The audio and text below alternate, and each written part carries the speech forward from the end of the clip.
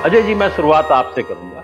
जो आपको रिपोर्ट आप काफी लगातार फॉलो कर रहे हैं गुजरात को, क्या रिपोर्ट अब मिल रही है कांग्रेस को लेकर? देखिए, मैं इतना चूंकि पहले फेज का मतदान होना है 1 तारीख को, तो उसके लिए फाइनल स्थिति में है। तो जो आज दिखाई दे रहा है गुजरात में, वो लड़ाई निश्चित रूप से कांग्रेस पार्टी और भारतीय जनता पार्टी में दिखाई दे रही है और सीधी टक्कर दिखाई दे रही है। इसके बाद में जो भी पार्टियां हैं, चाहे आम आदमी पार्टी हो, चाहे ओवैसी की पार्टी हो, ये जो है वोट कटुआ पार्टी के तौर पे नजर आ रही है। कहीं पर भी कहां ये सीट जीतेंगे, इसकी भी संभावनाएं बिल्कुल नगण्य है। क्योंकि जो इनका एक दम बना था, वो बना था नगर निगम चुनाव से। क्योंकि 2017 के चुनाव में हमने आपने देखा है कि ये 1% पर भी नहीं पहुंच सके थे।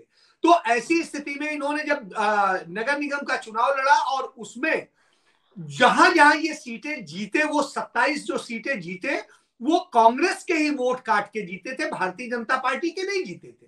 उसके कारण जो कांग्रेस एक स्ट्रांग विपक्ष के तौर पर वहां लड़ाई लड़ती थी, उससे बाहर हो गई।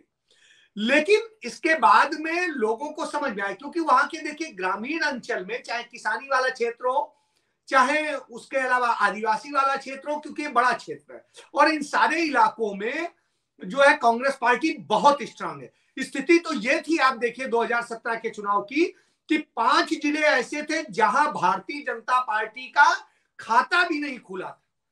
इसके अलावा कांग्रेस पार्टी 15 जिलों में जीती थी और भारतीय जनता पार्टी सिर्फ 13 जिलों में जीती थी।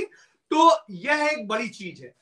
तो ऐसी स्थिति में इसका मतलब है, और जो पूरे दोनों के इधर उधर की बात करें, तो इस तरह से एक प्रकार से 70% या 65% कहेंगे, वहां के जो क्षेत्रफल है उसके दृष्टिकोण से 65% क्षेत्रफल के लोगों ने कांग्रेस पार्टी को पसंद किया था, भाजपा को नहीं किया।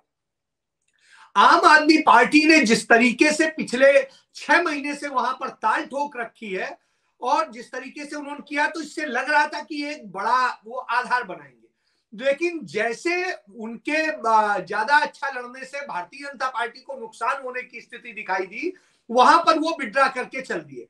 आप इस मामले में वैभव महेश्वरी उनके प्रवक्ता हैं, उनका ऑडियो वायरल हुआ था अपने ही पदाधिकारी से बात करते हुए का, उससे साफ साफ है, वो खुद कह रहे हैं कि हम जो इतने दिन पड़े रहे और अब आ गए हैं दिल्ली, तो कुल मिला के उन्होंने कहा नहीं, वहां कोई संभावनाएं नहीं। तो ये बात हम पहले से कह रहे थे और ये चीज उन्होंने जस्टिफाई कर दी। इसी तरीके से बहुत सारी चीजें मैं आपसे कह रहा हूं कि स्थिति यह है कि यदि सूरत में एक आध सीट ले जाए तो भले कुछ हो सकता है। इसके अलावा मैं एक सीट से ऊपर भी देने की स्थिति में नहीं हूं। लेकिन फिर भी मैं ये नहीं कह रहा हूं, वो जो लड़ रहे हैं उस स्थिति में वो बड़ा नुकसान कर रहे हैं कांग्रेस पार्टी को। जहां जहां क्योंकि ऐसी 22 सीटें थी जहां पर 3,000 से कम वोटों से चुनाव में हार जीत हुई थी। तो जो कांग्रेस को उम्मीद थी एंटी इनकम्बेंसी का वोट मिलेगा, जिसके कारण उनका जो अंतर था वो पट जाएगा, वो स्थिति इन्होंने संभावनाओं को एक प्रकार से खत्म किया और कांग्रेस पार्टी ने वहां जमीनी काम किया, इस बार दिखावे वाला काम नहीं किया। उनकी जो जगह जगह जो अपनी छोटी छोटी परिवर्तन रैलियां हैं, यात्राएं हैं, उसके अलावा जो उनकी सभाएं हैं, आप उनमें देखिए कहीं भीड़ जुटाई हुई नहीं है, कहीं कोई ये नहीं कि सब कांग्रेस का पट्टा डाले हुए बैठे बड़े सिस्टमैटिक तरीके से, जैसा भाजपा में होता है। और आम आदमी पार्टी के भी यदि आप देखिएगा, चाहे रोड शो हो चाहे उनकी सभाएं हो, उनमें जो भीड़ होगी उनमें सबके पास में अपने पट्टे होंगे, झंडे होंगे। इससे समझ में आता है कि एक तरफ कहीं प्लान करके पूरी, आपने राहुल गांधी की देख लीजिए, दूसरी रैलियां देख लीजिए, और कल की जो आज की खड़गे साहब की है वो भी सब देख लीजिए। जी।